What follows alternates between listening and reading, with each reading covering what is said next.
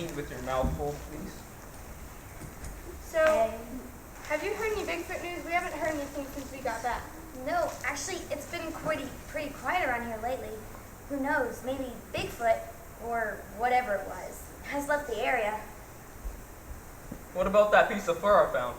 Well, the police said that it was probably a piece of clothing left behind by one of our guests. But they weren't sure?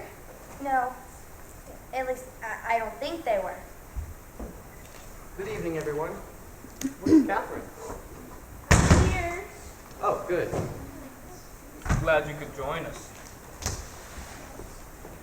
Marshmallow? I don't think so. Hey. Okay, everyone. Well, here we are at our closing campfire.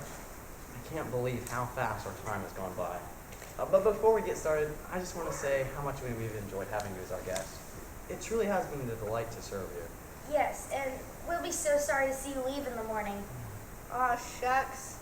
You're making us blush. And I thank you all for allowing us to have a great day, great time here at camp. And I think we all agree that Camp Kilimanjaro earns 5 stars. Well, thank you. Thank you. We appreciate those kind words. We really do. All right. Well, this afternoon I asked each of you to come prepared to share something about your time here. Something you learned, favorite memory, anything really. So, who'd like to go first? Catherine? Well, all right. As it turns out, I didn't have much time to think because of a crisis this afternoon. Oh no. But don't worry, I'm fine now. You know, you never think it's going to happen to you, then you find not just 1, but 2 hangnails. Oh dear, not a hangnail crisis. Quick, call an ambulance. Well, of course, you two wouldn't understand how serious a hangnail can be for my delicate hands. Your delicate celebrity hands. I know, my thoughts exactly. Anyways, about my time here. I'm pleased to see how I was able to handle every situation with confidence and poise. You see, I've never traveled internationally before, so naturally, I didn't know what to expect. I know it's hard to believe, but it's true. I guess the one thing that I'll take from this experience is discovering that I'm even more amazing than I thought. Oh, brother. Interesting. Okay, who'd like to go next? I will. I wrote some things down, but then I thought it'd be more interesting if I made it into a poem. So, for your listening pleasure, I would like to read My Trip to Africa by America's Weatherman, Storm Weathers. We decided to take a station break and fly to Tanzania for charity's sake. I'd never been to Africa before. All I knew about were the animals galore. But it's more than just a safari destination. It's a land of people, tribes, and nations. I did some things I didn't think I could do, like climb a mountain and eat warthog sausage goo. Sorry, but oatmeal didn't rhyme. I even learned to speak some Swahili, like Jambo and Rafiki. And, Jambo and Rafiki. The barometer rose as high pressure built in, and Rob was almost eaten me went for a swim. We found a footprint as big as could be, and wondered if Bigfoot was running free, which would have helped our documentary. If I ever return to Africa someday, I want to be with my friends and stay at Camp K. Thanks for sharing that. Okay, who's next? You can go. Nope. Okay. I also wrote a list, but if I read I have a long list as well. But if I read all of them, it'll be sure to go into extra endings. So instead, I'll just share the top 2. Of course, climbing Mount Kilimanjaro was absolutely incredible. An experience of a lifetime. Really. But far more important is that my faith in God has been recharged being at this camp. And well, I can't thank you enough for that. It's good to hear that. Thank you. And if there's anything else we can do to help you, anything at all, please let us know. I will. All right, one more. Jesse? Well, what I have to share is along the same lines as Rob. And I can't really describe it, but something has changed inside me because I suddenly want to know more about God, which is really strange because I've never been religious or anything like that before.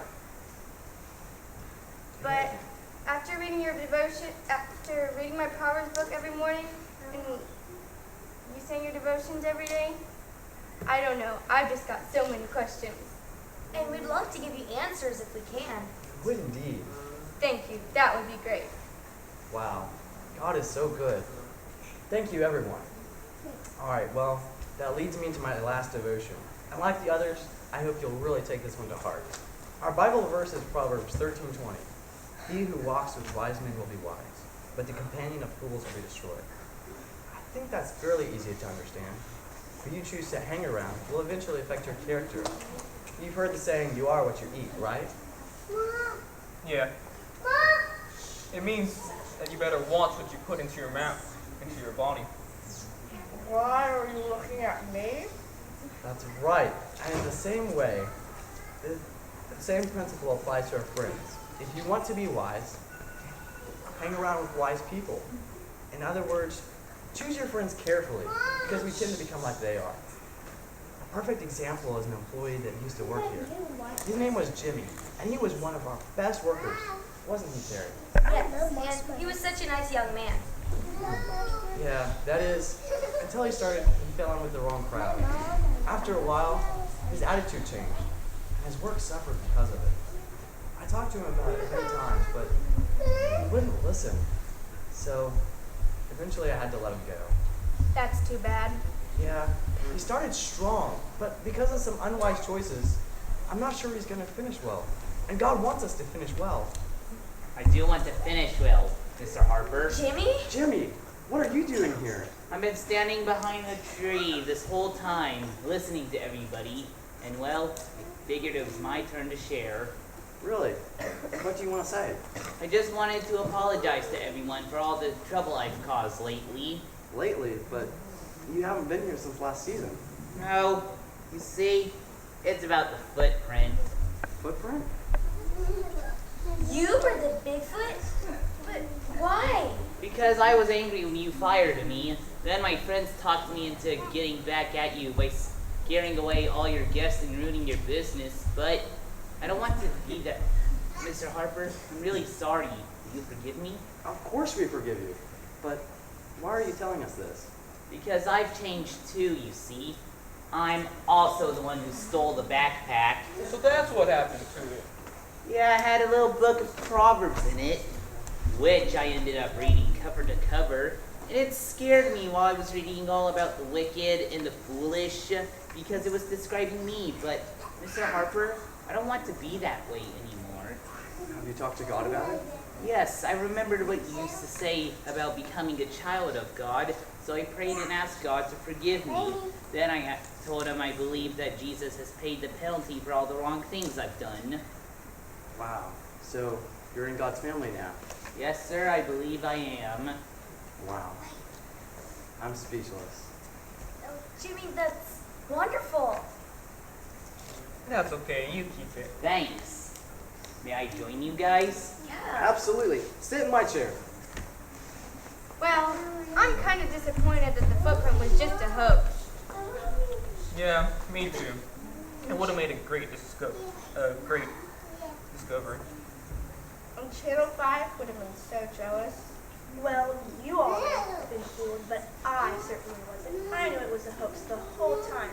Bigfoot is just a silly legend.